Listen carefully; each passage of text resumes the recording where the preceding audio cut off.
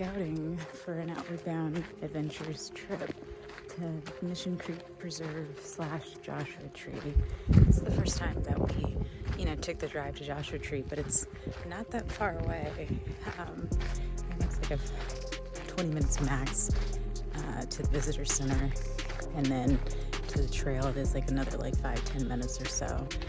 So it'll be cool just to see it, get in. Probably it's we're doing a Veterans Day weekend, so get in on a Saturday, and we have everybody has Monday off that I know of. So we'll get in Saturday, be here at Mission Creek. Sunday will be Joshua Tree, and then Monday we're going to be here at Mission Creek, and then make our way back out to Pasadena. So it'll be fun. I've got to put together the curriculum, make sure that we cover all the plants and animals that are around here. And it's super diverse out here, so there's just a lot to see, especially right now with the weather changing. Right before it gets to winter, there should, be cool things to see. So, and then again, it's not as hot as summer, so we're looking forward to that.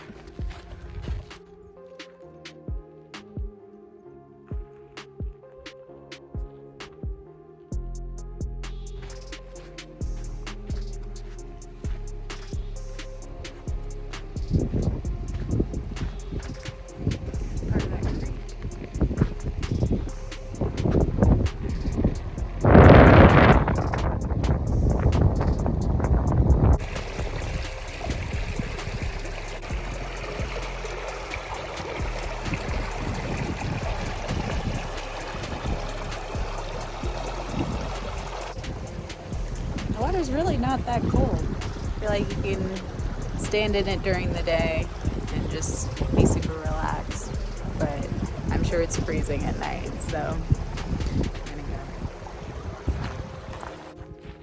I wanted to tell the story about how I learned what the cholla cactus was. I was hiking in an area that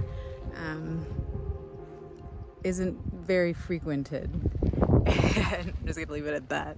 And it's in a deserty area, further south of San Diego, and there's just a bunch of those cactus out there, and they call them, the nickname is jumping cactus. And the reason why was because when we were walking, we were winding this side of a mountain, and it's getting pretty narrow on the path, and there were some bikers that we saw way far away, out in the mountain area, and they were curving around, and you can see them curving around this canyon area. And all of a sudden you heard them stop and somebody scream, and they weren't that far behind us when we heard it, and we turned around and rushed over there, and we saw this guy, one of the bikers, getting off his bike, and he had a cactus stuck in his arm, just a piece of it. And so everybody that I was with was legit panicking. Somebody started to dry heave. Somebody started crying. The other bikers just didn't know what to do. So me just being whatever, walks over there, and I'm oh, we gotta take this out of his arm. This thing is dug in there. It's a big piece of the cactus, and so I obviously can't use it with my hands. I didn't have tweezers or anything, but I took two writing pens, and I used them chopsticks, and I just ripped it out. Came flying off. This guy's just bleeding. I get my medical kit and give him bandage or whatever. He takes care of himself after that. He was a trooper, but had I not been there, I don't think anybody would have taken that out for him.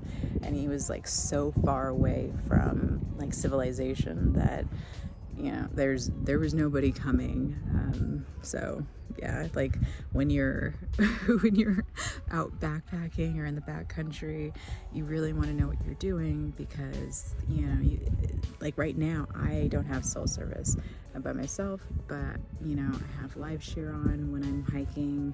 I let people know where I'm at. Like a whole office kind of knows like the general area where I'm gonna be.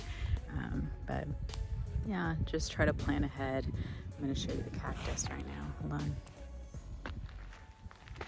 So this is like a little baby one, but they still hurt. Like look how crazy sharp these things are.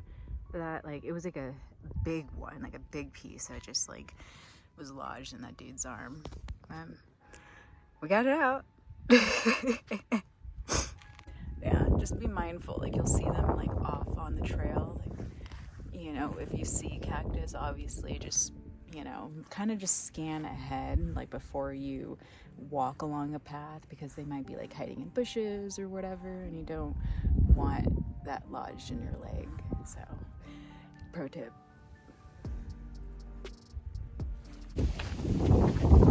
So everything looks fine. I'm just gonna go hike the trail in Joshua Tree just to make sure that it's not too difficult. But if anything, we can always just go visit the center, kind of like do like a drive-through Joshua Tree, and then we can always hike out here.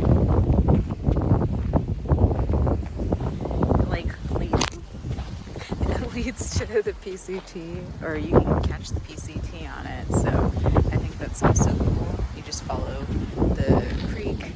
Actually, the creek goes on the other side to Whitewater Preserve, but we don't need to go all the way to Whitewater. That's way too difficult. It's not incredibly high, but I just walked about a kilometer or a mile and a half or whatever here, and I'm a little sweaty. So I think when you're moving around, it's hot, but just standing out here, it's about like 76, 77 degrees, but it's going to get cold at night, so it's going to be super freezing. I want to make sure that we remind the kids to bring jackets. If they don't have one, we'll provide one for them. If they have gloves, bring them. Otherwise, we can pass out gloves as well, beanies, socks, you know, sleeping bag liners.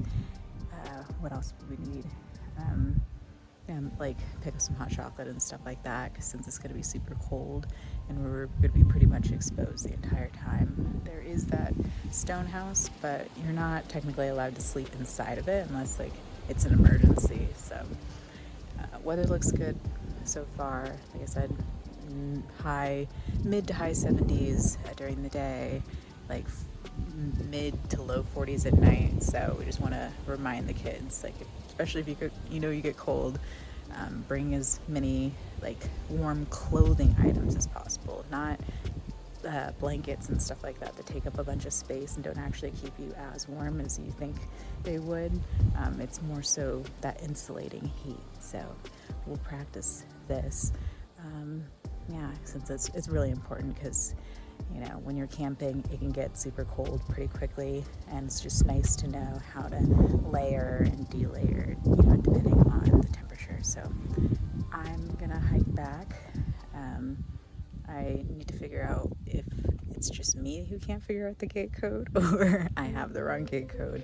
Otherwise, I would have drove all the way over here. But whatever, getting my exercise in. I'm gonna go to Joshua Tree.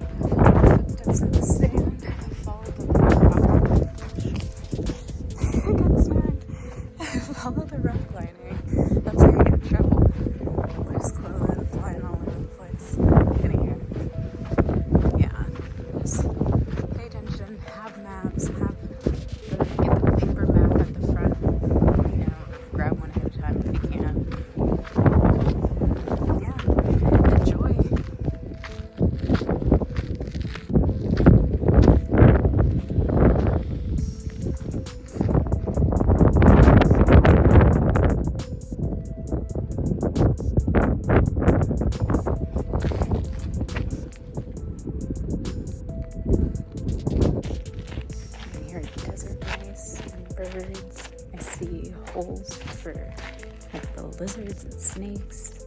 So there's a lot going on out here in the desert. And yeah, it still looks like what you kind of like fever dream Mars would be. Like, it's definitely out there. Ooh, I should pay attention to where I'm going, so I don't do this vlogging while you're freaking hiking. Anyhow, I'm gonna go enjoy my hike now. You just watch the footage.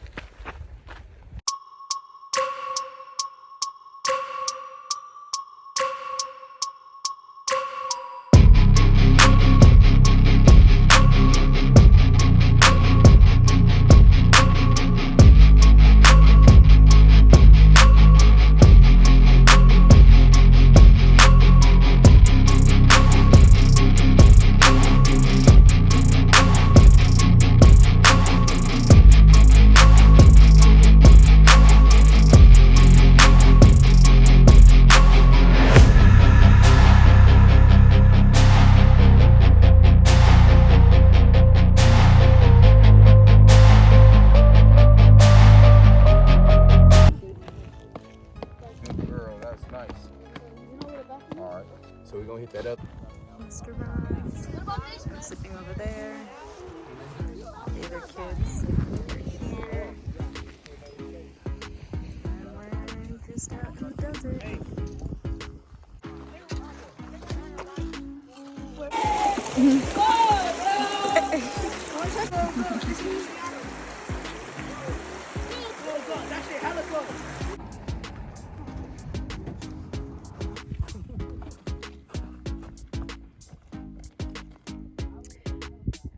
I took the kids to Joshua Tree, climbing right now.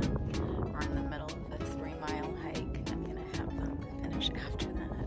They were so loud last night and so energetic. I just really need them to get their energy out right now. Hold on. So immediately after that, all hell broke loose. I had to cut the camera off. One of the kids had emergency bathroom request, so I had to go take them to the nearest bathroom, which was the most inconvenient time and place to do so. We were in the middle of the hike and in the middle of Joshua Tree, and so I couldn't park where the nearest restrooms were, so we had to walk over there. And by the time I walked back with one of the kids, I started getting text messages because I was like closer to them, or closer, I don't know, to cell service or something, and it was just like, we had a medical emergency. This happened. One of the kids got one of those cholla cactus like stuck in his leg. Another kid had a crazy allergic reaction, and I was the only one who had Benadryl in my med kit, so I had to give that to him, and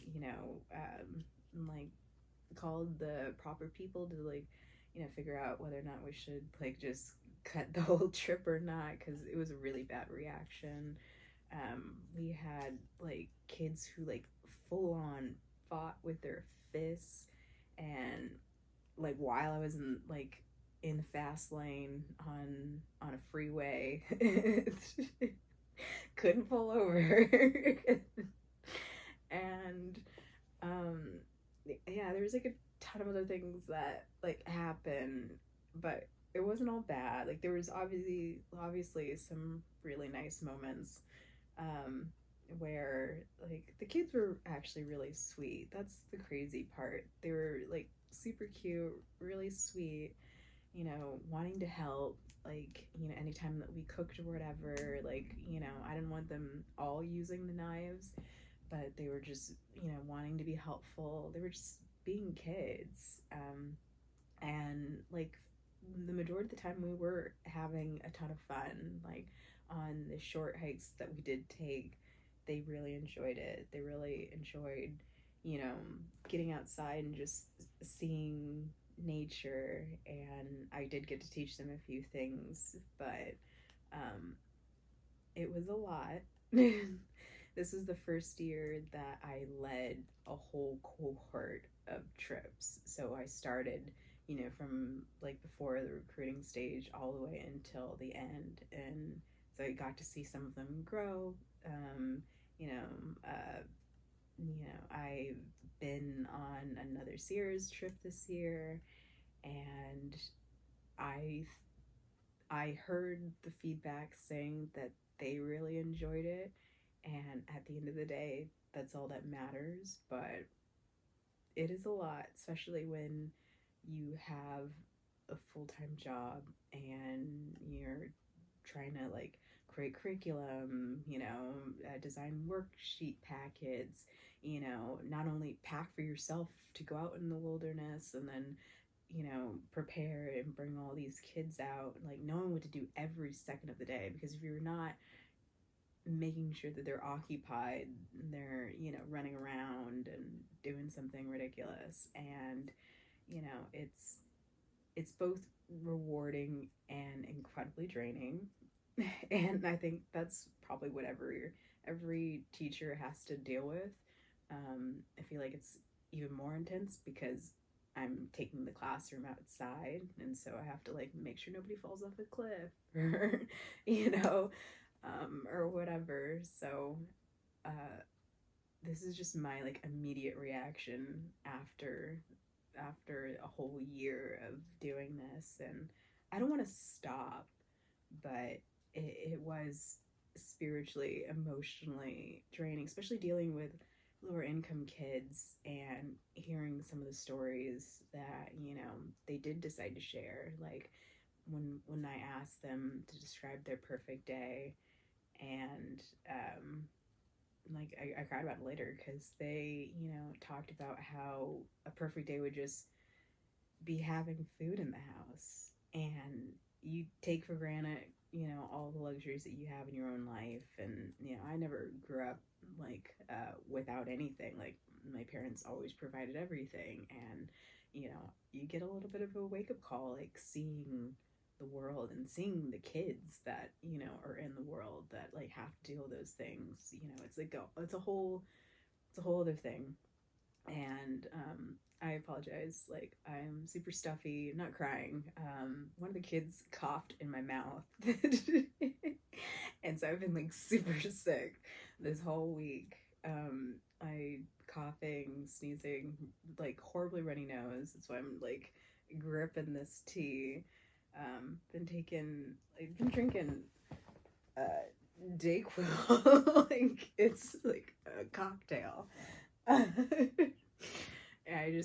I have the luxury of not having to go into the office, so I've just been like faking health on screen, but I've just been in bed this entire week just trying to like recover, and just like going through the footage and kind of remembering not only this trip but this whole year. And yeah, realizing that it's a lot, but I think it is worth it. You obviously know that these kids need like like another outlet. They need to go outside. They're like desperate to do something other than just staying inside and watch TV or play video games. And that's not always bad. Like it's nice to just God knows this week like I just slept. But there are times where you do need to go outside and just reconnect with the earth, and that really helps you understand yourself. So I don't want to take that away from any other kid. Like I I don't know if I really want to lead a bunch of trips, especially with like my crazy schedule. I don't know. I'm still thinking through things. This is real. But yeah, I don't know. Still processing the whole year and this trip especially. Um, so yeah, that is the trip. That is the reality of being an outdoor educator especially for kids who are, often marginalized. You not only have to worry about just kids being kids, but like the added, complexities of just, life and the disadvantages that, so many kids face. You realize that, yeah, that work is important.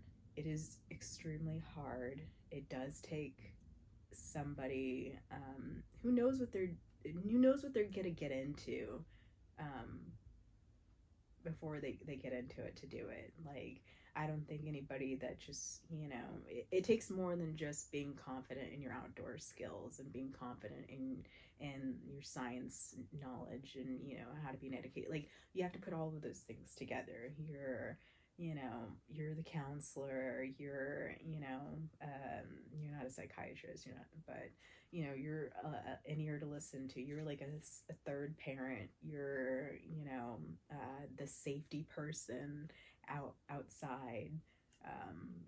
And yeah, like I knew it was a lot, but doing it on my own this year really showed me how much it really is. So that's where I'm at. Yeah, I've just been really, really thinking. I even called my grandma about it because she was a foster parent for her entire adult life, pretty much, or almost. Like, my mom was really young when the first foster kid came in, and they were talking about it the other day. Like, I got my grandma's perspective on it. And my grandma told me, like, one time I told her, like, oh, it would be nice, to be a foster parent, and she said no. And it's like, why would you say no? You're a foster parent. You were a foster parent, you're like pretty much your entire life. And she was like, no, I don't think you'd want to do that. And now I kind of know why. There were definitely some moments where, like, I was just like, life would be so much better if I could just take all the kids and bring them home with me, but I don't have the money or the space. I live in a 1-bedroom apartment, and my grandma did that too. She adopted, the last 3 foster kids that she had, and was always very heavily invested. Like, you get so emotionally attached to every kid. Like, if you have a heart, like, if you're doing it for the right reasons, you're gonna get caught up. And yeah. So crying again because, like, I'm thinking about it all over again. But yeah, it is, like, think about it before you get into it. Like, we definitely need more people who are of the right mindset to do this type of work, but it is work. It is a lot of work, and you should know what you're getting into. I'm probably gonna get in trouble for sharing all this on video. I don't know, but I think you should know that although it is the most beautiful, amazing work that you can do, not only for other kids but for yourself. Like, I've learned so much about myself. It is incredibly hard work. It's soul work. It's, like, I don't care about, like, how much I get paid or whatever. Like, I obviously want to get compensated. Like, I can't, spend all my money on all the kids of the world, but at the end of the day, I'm not doing it for money. Like, I see how much lives get changed by the end of at the beginning of the trip. They're like, I don't want to do this, you can't make me do anything, I can't climb mountains, what are you talking about? And by the end of it, especially the Sierras trip, they're like, I could do anything. I climb that mountain, I can go home and, try something new, or maybe I can get better grades if I try a little harder. And it, like, the first year's trip, I did cry. Like, I bawled because, all, like, every single one of them said stuff like that to me, or like in passing. And so, the work that you're doing is beneficial, but it is a lot. So that's my rant. I appreciate you listening. And I'm gonna go back to bed. So thanks. I'll see you on the next one. Bye.